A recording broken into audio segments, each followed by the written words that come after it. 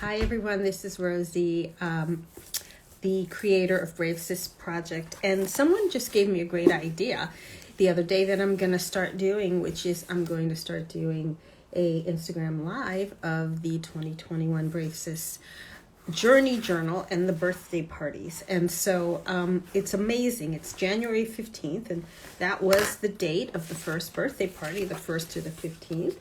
Here are the lovely Brave Sis women from that period.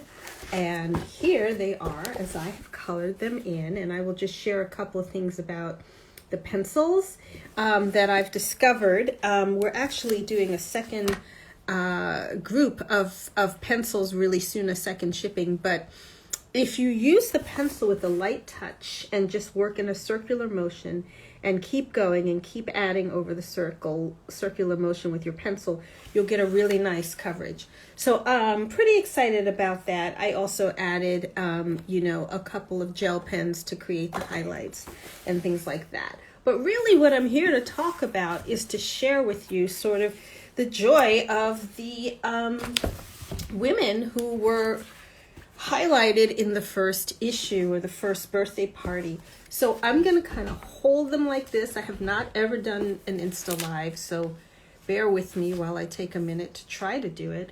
And I'm going to tell you a little bit about them. So, I mean, those of you who have the book, you know, and those of you who don't, you do, and maybe you'll want to get your own journey journal and join us in 2021. Right here is Felicia Rincon de Gautier.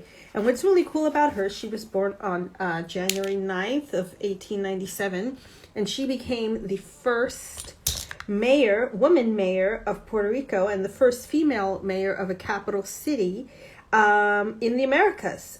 She became the mayor in 1946 of San Juan.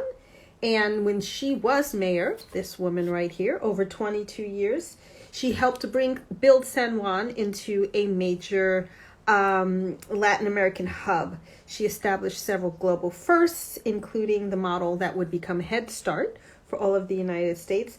And she also launched the San Juan School of Medicine.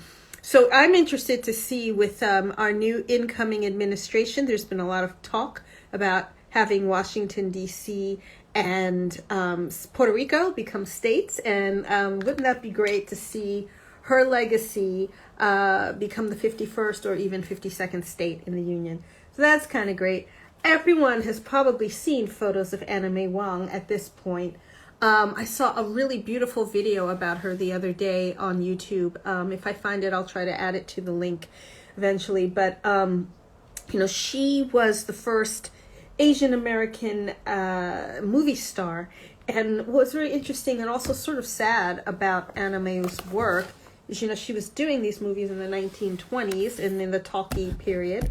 And I almost knocked over my phone. How fun is Facebook Live? Thanks, everyone. Let me just straighten myself out while you all watch me go through my paces here. Okay, that's a little better. Anyway, the role she wanted the most in her life was the adaptation of The Good Earth by Pearl S. Buck. And you would think as the leading and the first Asian American movie star, she would get that role, but she suffered a lot of discrimination. This is a really important piece. Someone was asking me the other day about Brave Sis and why do I have all of these different women of color, Latina women, Black women, Native American. One of the pieces that I really wanted to try to hammer home with this is that we women of color across cultures, we actually have a lot in common and more than we may think in terms of the struggles that we have suffered and the kinds of discrimination that we've had to overcome and that we continue to overcome. So when Anna May was passed up for that role by a white woman who they, did elaborate makeup to, she got really annoyed. She kind of had it. She went to Europe for a while and she had a very big community there, a very big career. And she ended up staying there for a while and then coming back to the United States. The cool thing is, as you know, those of you who have the book, in 1951, she had a TV show as she was the lead of, and she was the first Asian American to have a leading role in a TV show. I think it's so cool because At the time she was running that in that show, there was still quite a bit of anti-Asian discrimination going on. The Chinese Exclusion Act, of course, for about 60 or 70 years, excluded Chinese people from even being able to legally enter this country.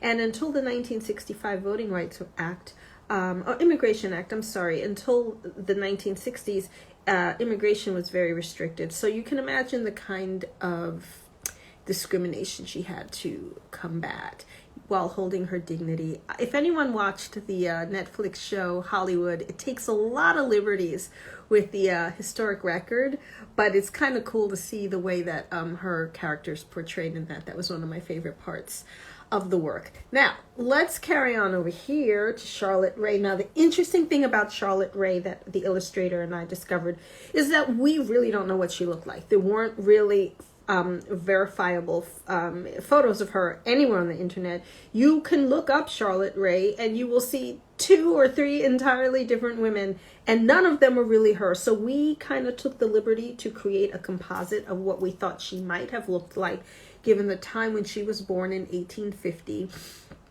and sort of her social status and class. She was the first Black American female lawyer in the United States. And I just think that's really great when we consider that another Black and South Asian woman lawyer is going to be our vice president next week. So let's just take a moment to acknowledge that that trajectory. It started with Charlotte Rae. Remember, Michelle Obama also was a lawyer. So I just love the fact that she was born on January 13th, 1850. Unfortunately for her, she had a very short career because of the double-headed sword of racism and sexism. She ended up having dropping her practice as a lawyer and becoming a teacher, and also being very active in the suffragette movement. We're going to move to the second row. Anyone who is starting to dive into the history of Black women, African American women of the 20th century, you may have heard of Fanny Jackson Coppin right here. She was born on January 8th, 1837. She was purchased by an aunt who was a freedwoman, and therefore she was able to work as a servant.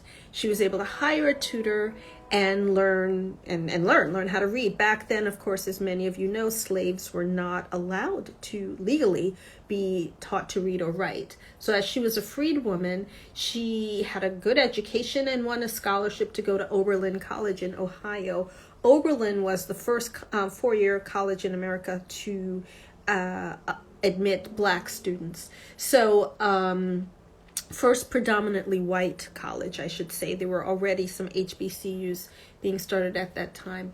She went on to teach free literacy courses to Black people, and also to go to Africa with her husband to continue the vocation of education and uplift of people of color. She, her name shows up in a lot of the subsequent research that I've been doing about Brave Sis and other women. She was a real powerhouse in the second half of the 1800s, right around the period before and after the Civil War. So we celebrated her birthday on January 8th. And I see a typo, y'all. Sorry, in there. She's this January. You know, we tried hard, but we missed one. But I hope you don't mind. In the middle here is Selena Sloan Butler. She was born on the 4th. She was born just 7 years after slavery was abolished. And as I write in the book, it's kind of amazing to think that she ended up being the founder of the National Congress of Colored Parents and Teachers Association, which actually later on became the National PTA. It's so interesting to learn about these women who came up through the Civil War period and really helped push the agenda for rights and dignity and a place in society that we take for granted. But, you know, someone had to create it and someone had to do it first. And Selena did that as well. She also, during the Second World War, she organized the first Black women's group within the Red Cross. They were called the Gray Ladies. And I just would like to give a lot of these women credit for the bold stances that they took at the end of the 1900s, in 1800s into the 1900s, that we can now sit on their shoulders of these giants in 2021. And then the last person who we celebrate in the birthday party, and I just love her face. I love the job that Marquetta did with this illustration. This is Queen Emma. And let me see if I can pronounce Emma's last name. Kalane Kumaka Mano Naea Rok. Now, any of my colleagues who are in Hawaii are going to just laugh at me. I did the best I could. The cool thing about Queen Emma is she really persevered. She lost her son and her husband, King Kamehameha IV, within months of each other. I've subsequently learned King Kamehameha IV was the final monarch in the Kamehameha lineage. After he died, there was a big clamor for Queen Emma to be the crown princess, the heir to the throne. In fact, she was not the heir to the throne, and Queen Lily would end up, or Princess Lily, would end up becoming the first female queen in Hawaii who was not an actual wife of a king, but a queen in her own right. She also, unfortunately, would be the last monarch because the United States was this close to annexing Hawaii, and they ultimately were successful in that overthrow of the monarchy. But anyway, back to Queen Emma. She lost her son and her husband, and because she didn't have any heirs, she was not going to be elected by the Congress of the Hawaiian monarchy to take over the throne. So she decided to dedicate her life to good works, and she went door to door raising funds to help raise money to create the Queen's Medical Center. In 1859, that hospital still exists to this day, providing free health care to people of Native Hawaiian ancestry. So those are the women that we celebrated in this first birthday party. I want to thank you all for being patient with me while I sort of figure out how to do this.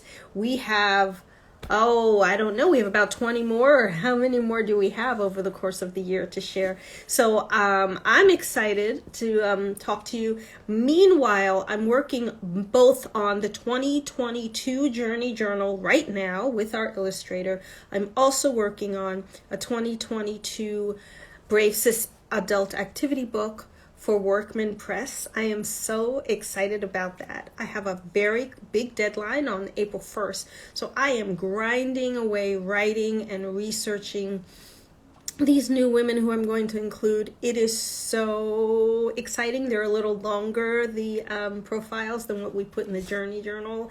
So to sort of dive into the stories of these women and to learn about them, to sort of condense them into nuggets that are digestible, and then share with you all their stories and get that to start you in a dialogue with them, an imaginary dialogue through space and time about what do they have to help you with, what's the learning they have for you, what's the encouragement they have for you. We have to remember a lot of these women went through a civil war. We might feel like we're in one right now, and God knows, let us pray that we're not, but it's looking so dangerous and distressing out there.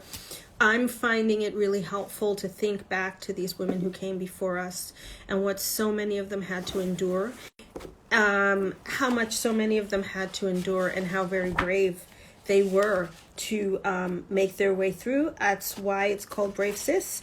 So again, just before I sign off, just will share. That's what it looks like when it's not colored. And that's what it looks like when it's filled in. It is super, super relaxing to color with a pencil. I haven't done it in years. I invite you to do so. I invite you to share the Journey Journal with people. Every year we're going to do a new group of women. So the books actually will never really go out of date, because you can always use stickers in whiteout to cross out the dates and update it. But the 2021 edition is here for the taking. I still have leftover quantity past the holiday season. So if you know people who still might want to get on board with us, please do share it out. 15% off with code PIPPA, P-I-P-P-A. That's my doggy. She has been my stalwart companion through this entire process. Let me know how the journal is working out for you. Share your drawings, share your ideas, share your inspiration, share your colored pages. It's really helpful for me to feel like I'm in a dialogue with you all. So thank you. I'm gonna sign off. Have a great weekend. Be safe, be well. Happy MLK Day. Happy inauguration to Kamala Harris and Joe Biden. Who could imagine? Go check out the Insta page for Brave Sis. I just put up a photo that someone sent me from Paris Match magazine, and the headline says the most powerful woman in the world. How incredible is that? Someday she's going to be one of our Brave Sisters, because I'm going to do Living Brave Sis eventually. She's going to be on the cover. Thanks, everybody. Have a great evening, and we will talk again soon. Bye.